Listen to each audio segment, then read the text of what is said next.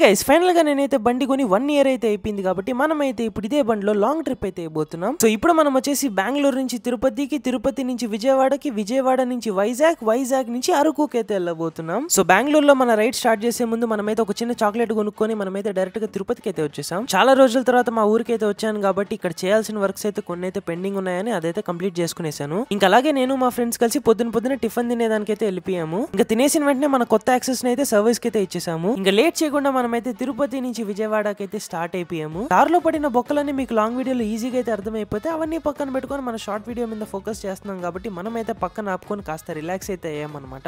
ఇంకా లంచ్ చేద్దామని చెప్పి మనమైతే స్కై వ్యూ రెస్టారెంట్ దగ్గరికి అయితే వచ్చాము. ఇలాంటి ఒక రెస్టారెంట్ కి రావడం ఇదే నా ఫస్ట్ టైం అనమాట. అంబియన్స్ అయితే చాలా బాగా అనిపించింది, ఎందుకంటే మన ముందే ఎదురుగా రోడ్ ఉంటుంది. ఈ ట్రిప్ మొత్తానికి ఫ్యూయల్ ఎక్స్పెన్స్ మాత్రం నా పాకెట్ కి పెద్ద బొక్కే పెట్టబోతుంది. మీరు ఎంత అనుకుంటున్నారో కింద గెస్ట్ చేసి కమెంట్ చేయండి. మీరైతే ఈ సిరీస్ ని బాగా ఎంజాయ్ చేయబోతున్నారు, అందుకే లైక్ అండ్ సబ్స్క్రైబ్ చేసుకోవడం మాత్రం మర్చిపోకండి.